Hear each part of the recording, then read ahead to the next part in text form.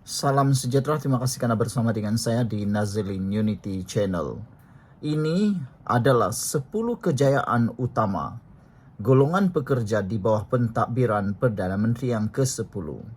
Diucapkan tahniah syabas kepada Anwar Ibrahim kerana telah mengalahkan para jangkaan ramai orang termasuk jangkaan Mahathir Mohamad dan juga jangkaan Muhyiddin Yassin. Sambutan Hari Pekerja tahun 2025 menjadi detik bersejarah buat kaum pekerja di Malaysia. Di bawah kepimpinan Datuk Seri Anwar Ibrahim, Perdana Menteri yang ke-10 dan Menteri Sumber Manusia Steven Sim, pelbagai pencapaian penting telah diraih sekaligus membuktikan bahawa agenda pekerja menjadi keutamaan kerajaan Madani. Berikut ialah 10 kejayaan utama untuk golongan pekerja di bawah pentadbiran Perdana Menteri yang ke-10.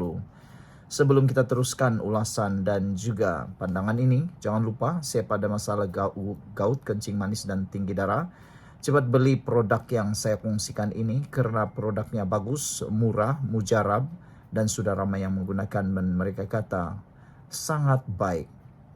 Baiklah saudara-saudara sekalian. Berikut dinyatakan 10 kejayaan utama untuk pekerja di bawah pentadbiran Perdana Menteri Anwar Ibrahim.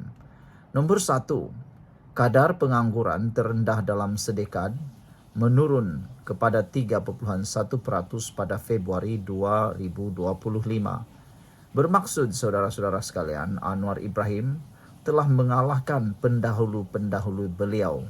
Perdana Menteri termasuklah Muhyiddin Yassin dan Ismail Sabri Yaakob serta Mahathir.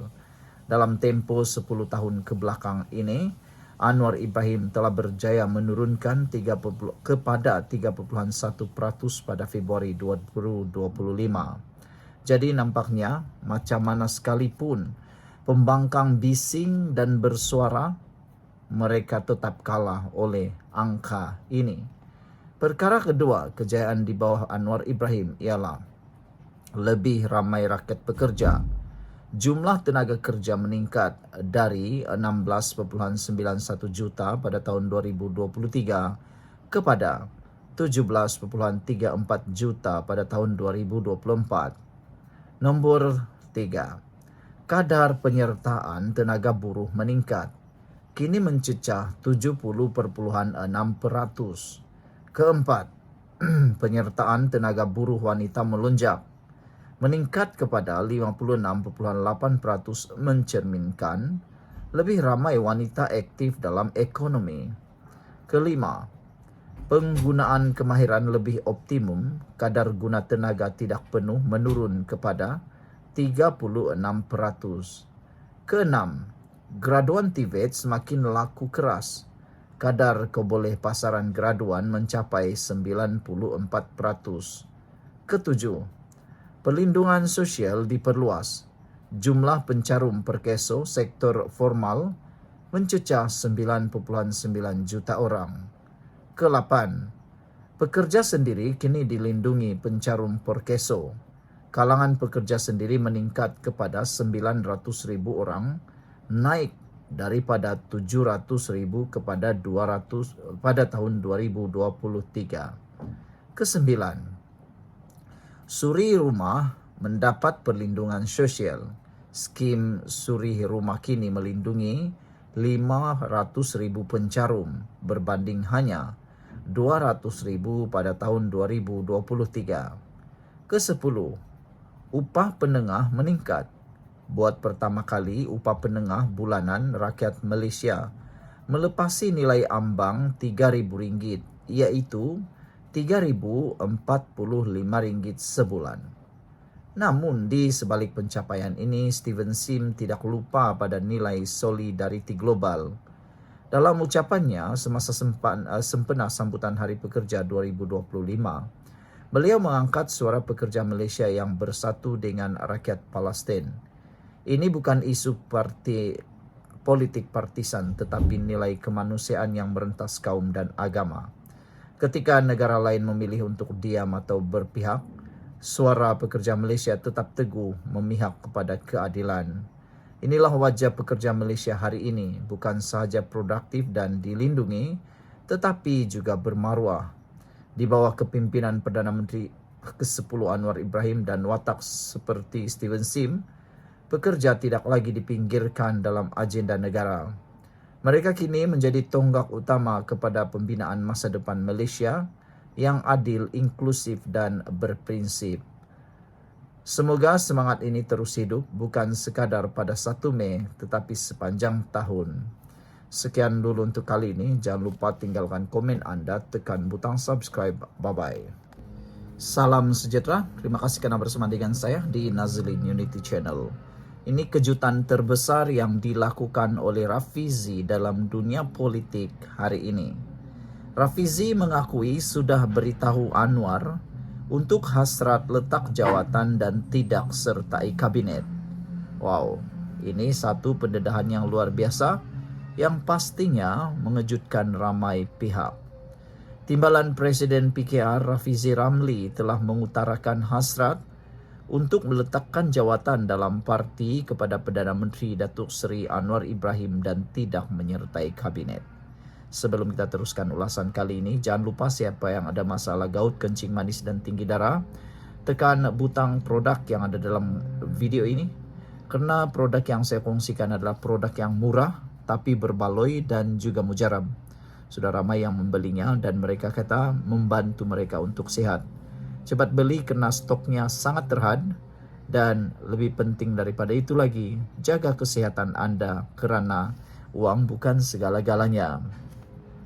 Timbalan Presiden PKR Rafizi Ramli menyatakan bahawa beliau telah mengutarakan hasrat untuk meletakkan jawatan dalam parti kepada Perdana Menteri Datuk Seri Anwar Ibrahim dan tidak menyertai kabinet.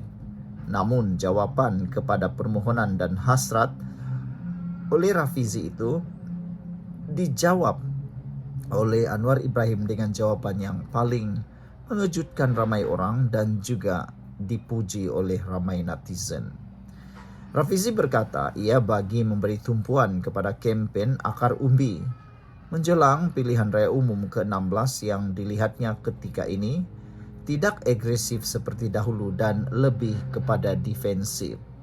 Ada kebenaran juga di saat ini, dikala kerajaan menjadi Perdana Menteri Anwar Ibrahim, Rafizi pula terikat dengan tanggungjawab dan juga tanggungjawab bersama sebagai ahli kabinet menteri. Dapat dilihat kempen PKR menjadi agak lembab, kurang agresif dan lebih kepada defensif. Itu sebabnya Rafizi kata dia sebenarnya ada hasrat letak jawatan, pernah menyuarakan dan sudah menyuarakan, tetapi jawapan Anwar kepada perkara itu cukup luar biasa. Rafizi yang juga Menteri Ekonomi berkata kebimbangan beliau banyak berkisar kepada keadaan semasa yang mana kempen kerajaan dilihat terlalu bertahan defensif dan tidak menyerang iaitu ofensif seperti rentak PKR semasa menjadi pembangkang. Saya menyatakan kepada Perdana Menteri bahawa saya bersedia untuk tidak bertanding timbalan Presiden dan tidak menyertai kabinet untuk memberi tumpuan kepada kempen akar umbi, kata Rafizi. Kedudukan saya sebagai seorang menteri menyebabkan saya terikat dengan konsensus pentadbiran kerajaan dan menyukarkan saya bersuara dengan lebih bebas seperti sebelum ini, kata beliau lagi. Ia menyumbang sedikit sebanyak kepada keadaan kempen PKR yang dilihat tidak agresif, katanya dalam satu penjelasan panjang di sosial media miliknya. Rafizi juga berkata sepanjang tempoh bercuti beliau telah bertemu dengan Anwar dan Datuk Seri Saifuddin Nasution Ismail untuk membincangkan hasratnya itu. Dalam pertemuan itu beliau turut menyatakan kesediaannya memberi laluan kepada Saifuddin Nasution untuk bertanding sebagai timbalan Presiden. Namun kata putus belum dicapai. Rafizi akan mempertimbang semula pandangan Anwar dan Saifuddin yang mahukan beliau tetap di dalam kabinet. Ini bagi membolehkannya kembali berkempen secara bebas dan agresif ke arah PRU 16 tanpa perlu terikat kepada peraturan kabinet dan kerajaan, kata Rafizi. Kedua-dua mereka memberi pandangan bahawa ada keperluan untuk saya kekal bertanding timbalan Presiden dan menjadi sebahagian dari kabinet. Saya nyatakan bahwa saya akan mengambil kira semua pandangan dan membuat keputusan akhir, ujar beliau lagi. Sekian untuk kali ini, jangan lupa tinggalkan komen Anda. Bye-bye.